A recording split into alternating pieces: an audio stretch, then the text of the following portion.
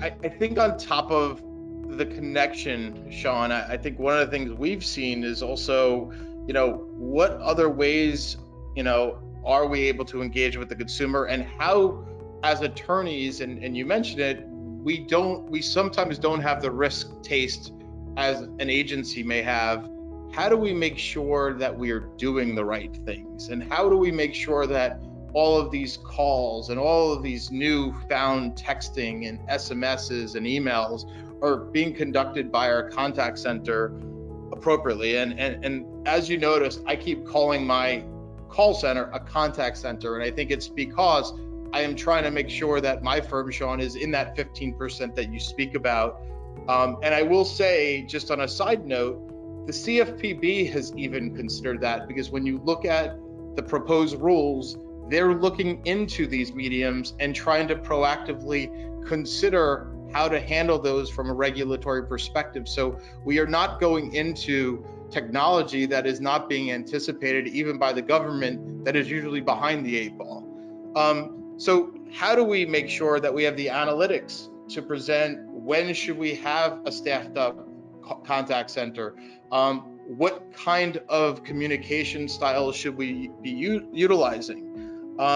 Should we be leveraging data which helps, you personalize the consumer interaction? What kind of consumers want to speak to people? What kind of scripting should you be using in the digital means? And then I think the other side is, what are the questions that they want answered?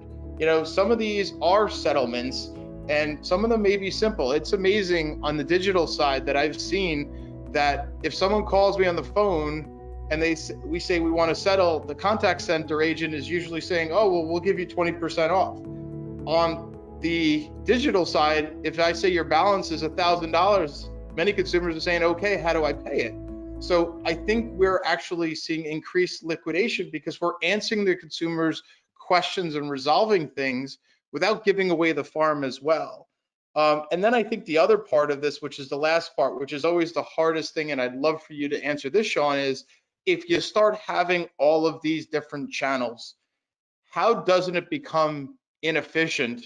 Because do you have to have contact center agents who are specific to email and specific to chat and specific to calls, or do you see an omni-channel approach where that one contact channel person may be someone who is on a solution or a platform that actually gives them the ability to engage in multiple ways during at the same time, and potentially multiple consumers at the same time? Yeah, that's a great question, Scott. That's something that we've observed all over the industry, is that for those companies who are leveraging the digital channel, it is disparate, it's disjointed, right? To your exact point, so many people have a solution here for text, or a solution there for email, right? A third for their payment portal, and it's disjointed, right? It's not a consumer journey, it's a consumer jump.